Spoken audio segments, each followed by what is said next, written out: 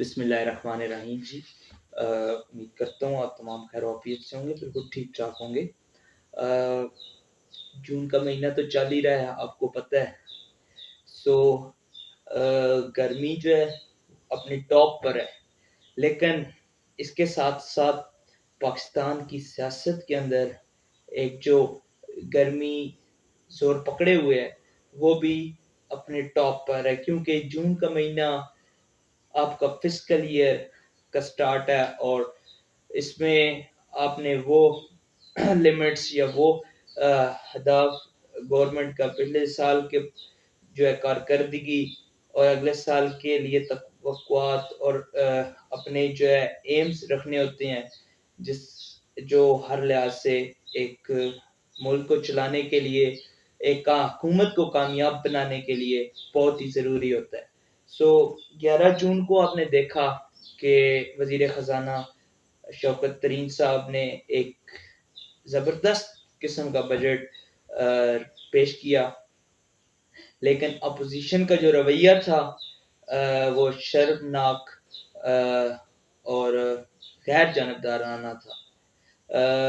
Opposition अगर आईनी opposition या जमहूरी अपोज़िशन होती, अक्ल वाली अपोज़िशन होती, समझ वाली अपोज़िशन होती, तो उनका किरदार क्या होना चाहिए था? वो आते असेंबली में, बजट जब दिया जाता तो बजट को देखते, पढ़ते, जो पॉइंट्स जो है जहाँ पे उन्हें लगता कि नहीं, ये ऐसा नहीं, ऐसा होना चाहिए था, तो वो बताते कि ये नहीं, आप यहाँ से ये करें। ये नहीं कि जो है बैनर्स उठा के और गालम गलौज, नारेबाज़ी व्हाटएवर इट वाज़। खैर ये रवायती अपोज़िशन जो है पाकिस्तान का यही हाल है। सो वो पाक-ईवान जहाँ पे मुक़द्दस कवानीन बनते हैं, जहाँ पर मुल्क की सरबराही और सरबराही का इंतखाब किया जाता है, वहाँ पे जो है गालम गलौज एक दूसरे की टांग खींच रहे हैं। सो ये पाकिस्तान की सियासत का हाल है, जिसमें ये वाज़ेह हो रहा है कि जो democracy is dead, democrats are no more. So we should shame on ourselves that the level of our electing is obviously zero. हमारा जो इलेक्टिंग का मुंतखब करने का लेवल है वो ज़ीरो पे चला गया है। हमें पता ही नहीं है हमने कैसे लोगों को मुंतखब करना है और कैसे लोगों को मुंतखब नहीं करना। ऐसे लोगों को पार्लियामेंट में नहीं, ऐसे लोगों को ढाबों पे या अड्डों पे बैठा हुआ होना चाहिए। सो ये तो होना ही था। जहाँ बात कर लें अगर बजट की, तो बजट मेरे लिहाज से बड़ा ही ज़बरदस्त बजट था। 900 बिलियन कंस्ट्रक्शन डेवलपमेंट प्रोजेक्ट में दिए, जिसमें ये वाज़ेह होता है कि गवर्नमेंट जो है चाहती है कि वो लोगों को फैसिलिटेट करे बाय प्रोवाइडिंग जॉब्स। 3 करोड़ तकरीबन हमारी यूथ बेरोज़गार है, उसे फैसिलिटेट करना जो है गवर्नमेंट की ज़िम्मेदारी है या नाअहली है। सो उसे प्रोजेक्ट की जानिब जो है 1 करोड़ नौकरियों के प्रोजेक्ट की जानिब जाते हुए उस विज़न के मुताबिक जो ये डेवलपमेंट प्रोजेक्ट में इंडस्ट्रियल ज़ोन के अंदर एक डेवलपमेंट की गई है, so that was very nice. उसके अलावा टैक्स कलेक्शन, एफबीआर, रेवेन्यू और इसके साथ-साथ तमाम सेक्टर्स को आप देख लें, एजुकेशन देख लें, हेल्थ देख लें, उसके अलावा आप जो है स्टॉक एक्सचेंज, फाइनेंशियल देख लें, तो दैट्स नाइस थिंग। आपने टैक्सेस 147 बिलियन रुपीस टैक्सेस की छूट दे दी है, जिसमें फेडरल एक्साइज टैक्स और उसके अलावा आपका बुक्स में अन विद होल्डिंग टैक्स, मोबाइल्स पे, छोटी गाड़ियों पर, स्टॉक एक्सचेंज पे टैक्सेस थे, उन पे छूट दे दी है। कुरान पाक जिस कागज से बनता था पिछली हुकूमतों ने उस पर भी टैक्स लगाया हुआ था, वो जो है टैक्स जो है उस पे भी छूट दे दी है। सो ये जो है कुछ रिलीफ्स दिए गए हैं। उसके अलावा देखें एक्सपोर्ट इंपोर्ट में जब रिलीफ आता है, टैक्सिंग में कमी आती है, तो इसका इम्पैक्ट जो है आपकी तमाम चीज़ों पे जाता है। फ्यूल एडजस्टमेंट में जो है एक लिमिट रखी गई है, उससे जो है आपका यकीनन यही ख्याल होगा कि लीवी की मद में अगर आज 6 रुपए है तो वो उसे कम से कम जो है 10% और 10 रुपए और बढ़ाया जाए, तभी वो अचीव किया जा सकता है। तो ये विजन के मुताबिक उस वक्त तक नहीं किया जाएगा जब तक जो है अवाम को फैसिलिटेट किया जाए और उससे उस प्राइसेस को उस हद तक नीचे ले आया जाए कि जब हम उसमें लेवी एडजस्ट करें तो वो जो है अवाम पे ज्यादा बोझ ना बने। So that was a nice thing. मेरे ख्याल में बजट जो था ओवरऑल अच्छा बजट रहा है। और तकरीबन पीएमएलएन के एमएनएज, दो तीन एमएनएज ने ऑन एयर ऑन रिकॉर्ड जो है एतराफ किया इस बात का कि हाँ, इस बजट से ये वाज़ेह होता है कि जो शौकत अजीज शौकत तरीन साहब हैं या पीएमएलएन है, सॉरी शौकत तरीन साहब हैं या पीटीआई की गवर्नमेंट है, कैबिनेट है, they really want to facilitate the poor people इस बजट को देखने के बाद। सो अपोजिशन का रोना क्यों है? वो जानते हैं कि अगर ये बजट कामयाब हो जाता है, ये साल इस तरह चल गया, तो जो है अपोजिशन के जो है बेड़ा गर्क हो जाना है और बट्ठा गुल हो जाना है इनका। अच्छा, अब बात कर लें, अगर इतना अच्छा ये बजट था तो पीटीआई गवर्नमेंट ने ये बजट पहले ही साल क्यों नहीं दिया, दूसरे साल क्यों नहीं दिया, अब आगे क्यों दिया? कुछ का ये सवाल होगा कि इलेक्शन नजदीक है, अगले इलेक्शन की तैयारी के लिए ये जो है इन्होंने ऐसा बजट दे दिया। तो उसमें भी वाजे करते चलूं, पाकिस्तान जिस हालत में मिला वह जिस हालत में मिला वेंटिलेटर्स पे था। सो अब जो कम से कम बैठने की हालत में है, खुद अपनी टांगों पे खड़े होने की हालत में आ चुका है। इकोनॉमिकली आप देख लें, आईएमएफ ने एतराफ़ किया, वर्ल्ड इकोनॉमिक फाउंडेशन ने एतराफ़ किया, उसके बाद मूडीज ने एतराफ़ किया, फिच ने एतराफ़ किया इस बात का कि Pakistan is now going towards right direction, Pakistan दुरुस्त सिमत में जा रहा है, पाकिस्तान की मैशत जो है मुस्तहकम हो रही है। सो दैट वाज ये जो चीज़ थी, ये पीटीआई गवर्नमेंट के लिए एक अच्छी चीज़ थी। सो जीडीपी ग्रोथ जब हम आए वाकई 5 पॉइंट कुछ थी, फिर हमारी दौर में माइनस में चली गई, फिर अब 3.9 पे पहुंच गई है। सो आपने देखा कि किस तरह पिछली हुकूमतों ने आर्टिफिशियली डॉलर को होल्ड किया, रुपए की कदर को होल्ड किया सो मार्केट में जाके, जिसकी वजह से आपकी जीडीपी ग्रोथ भी सस्टेन रही। तो अब जो असल ग्रोथ आई है, जो असल डेवलपमेंट हुई है, वो आपके सामने है। सो बजट के बाद अगर अपोजिशन का किरदार कल के लिए जो होना चाहिए था, क्या होना चाहिए, वो मेरे होप है हम सब की कि अपोजिशन कल अक्लमंदी का मुजाहरा करेगी। कल पंजाब असम्बली के अंदर बजट पेश किया जा रहा है और इस बजट के अंदर मेन 4 चीजें हैं: education, health, agriculture, industry. Education के अंदर बड़ा ही ज़बरदस्त पैकेज ला रहे हैं, तकरीबन 1300 से ज़्यादा पंजाब के अंदर लैबोरेटरीज, उसके अलावा libraries, science laboratories and libraries का प्रोजेक्ट है। उसके बाद इलेक्ट्रॉनिक एजुकेशन की तरफ जा रहे हैं, ऑनलाइन एजुकेशन की तरफ जा रहे हैं, जिसमें टीचर्स की अटेंडेंस वगैरह और वो सब इलेक्ट्रॉनिक किया जाएगा।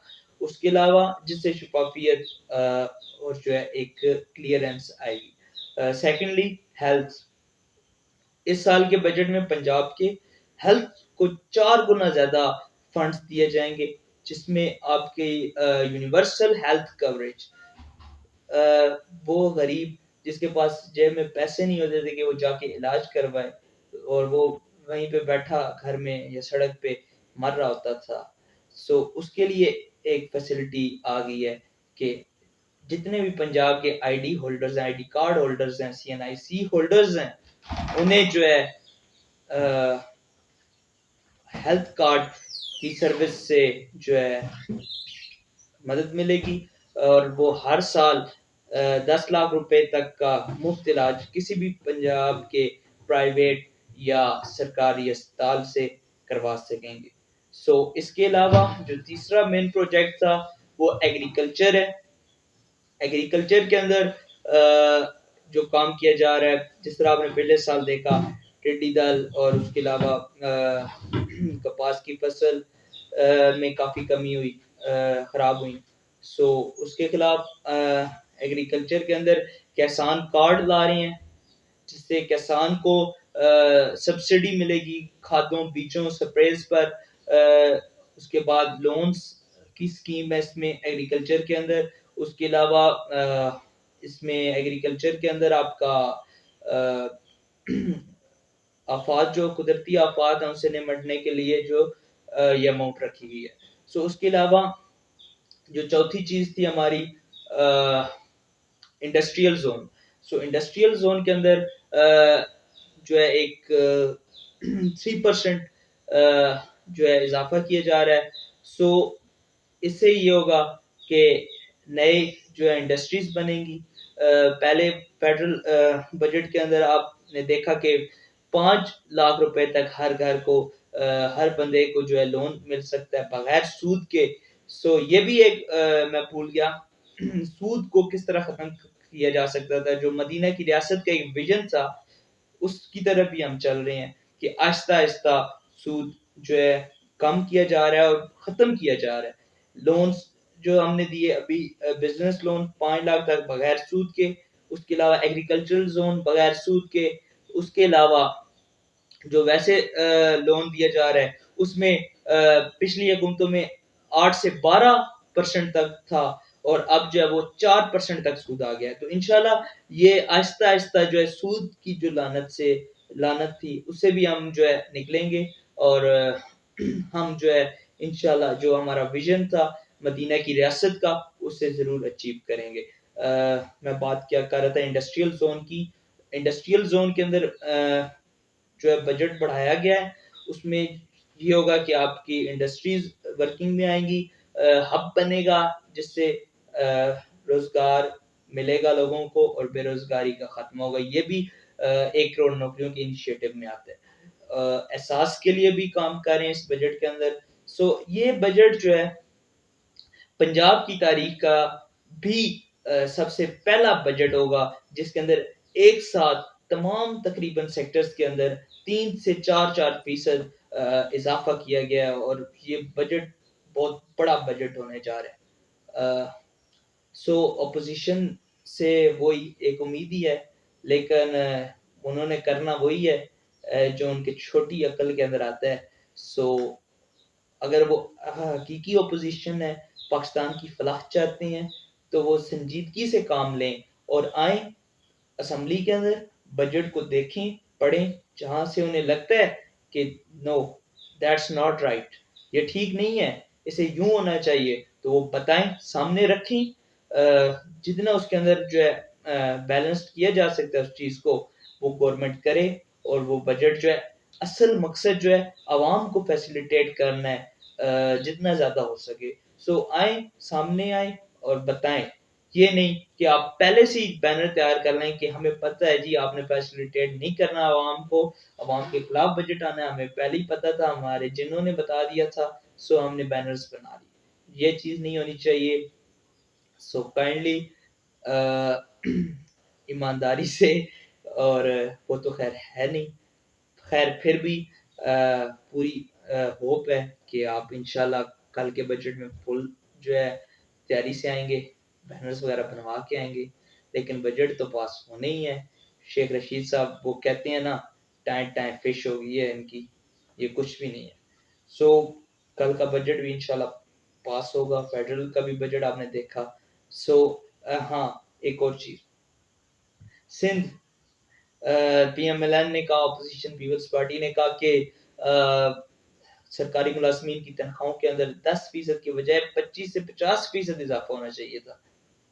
मुल्क की हालत तो देख लें, जिस हालत में छोड़ा था आपने, उससे 25-50% इजाफा करें। कोरोना की सिचुएशन, ऊपर से बर्डन आईएमएफ के शिकंजे में किसने डाला है? सो सिंध जो है देखते हैं बजट कैसा पेश करता है। सो उम्मीद है कि कल का बजट एक अच्छा बजट होगा। एक और मेरा पॉइंट जो था वो ये था कि पीटीआई गवर्नमेंट ने जो है एक प्रोजेक्ट एक कामयाबी हासिल की है ओवरसीज पाकिस्तानियों के हवाले से कि आप पाकिस्तान से बाहर जितने भी पाकिस्तानी मुकीम हैं उन्हें जो है वोट कास्ट करने का हक हासिल हुआ है। वो बाहर से जो है कि अपने पसंदीदा नुमाइंदे को या अपने लीडर को वोट जो है दे सकते हैं। सो ये जो चीज़ थी ये भी बड़ी ज़बरदस्त चीज़ है क्योंकि उन्हें हमने एक किस्म का लाताल्लुक किया हुआ था कि no you are not from Pakistan, आप पाकिस्तान के हैं ही नहीं। हालांकि वो आईडी होल्डर हैं, सीएनआईसी होल्डर हैं, पाकिस्तान के हैं, लेकिन उन्हें जो है हक नहीं है अपना नुमाइंदा मुंतखब करने का। सो ये हक उन्हें इमरान खान साहब ने दिया। सो इसके बाद आपने देखा कि किस तरह एहसन इकबाल साहब ने एक प्रेस कॉन्फ्रेंस की जिसमें उन्होंने कहा कि नो ओवरसीज पाकिस्तानी जो हैं ये जानते ही कुछ नहीं है पाकिस्तान के बारे में, इन्हें पाकिस्तान का पता ही नहीं है। So they should not have a right for casting a vote. So उसके खिलाफ मैं क्या बोलूँ अब? वो पाकिस्तान के बारे में नहीं जानते, वो पाकिस्तान की बेहतरी के बारे में नहीं जानते। आपने देखा रेमिटेंस जो है कहाँ से कहाँ ले गए क्योंकि उन्हें एतमाद था पीटीआई की गवर्नमेंट में और इन्हें अब डर है कि ओवरसीज पाकिस्तानीज के 80+%, 90+% वोट्स जो हैं वो पीटीआई की हैं। तभी ये जो है ये हाल है इनका, बुखलाहट का शिकार है। लेकिन ये पाकिस्तान की तारीख का पहला वज़ीर-ए-आज़म है इमरान खान, जो निडर और अमेरिका के सामने फौजी अड्डे जो है हमने हवाई अड्डे देने से इनकार कर दिया। वो भी एक प्रेशर अभी आएगा कुछ दिनों में आपके सामने होगा कि किस तरह अमेरिका जो है अपोजिशन के साथ मिलके और मुख्तलिफ एजेंसीज के साथ अभी सामने आएगा आपके कुछ दिनों तक। सो उसमें भी एक डिफ़िकल्टी है लेकिन इंशाल्लाह इमरान खान का वही बात है शेख रशीद साहब की कि इसका लक बड़ा है, सितारा इसका बुलंद है, इसे कुछ नहीं होगा और ये पाकिस्तान की तारीख का पहला वज़ीर-ए-आज़म होगा जो 5 साल मुकम्मल करेगा। आज तक पाकिस्तान की तारीख में जितने भी वज़ीर-ए-आज़म आए हैं, उन्होंने किसी ने 5 साल मुकम्मल नहीं किए। So that's he is the first one जो 5 साल मुकम्मल करेगा इंशाल्लाह। सो हमें ये खुशी नहीं है कि ये 5 साल मुकम्मल करेगा, हमें ये खुशी है कि ये इंशाल्लाह अवाम को फैसिलिटेट करेगा, जिसकी वजह से हम इसके साथ हैं। सो इंशाल्लाह बहुत से ज़बरदस्त प्रोजेक्ट्स आ रहे हैं। अपने हलके के लिए अगर मैं बात करूँ अपने हलके की NA65 की, तो इसके अंदर गैस के प्रोजेक्ट्स और इंशाल्लाह जुलाई के अंदर डेवलपमेंट प्रोजेक्ट्स भी आ रहे हैं। सो आप सब तैयार रहें। UC41 के लिए भी एक ज़बरदस्त पैकेज आ रहा है इंशाल्लाह जुलाई तक। सो आप सब उम्मीद करता हूँ तैयार होंगे उसके लिए। So thank you very much जी। अल्लाह हाफ़िज़।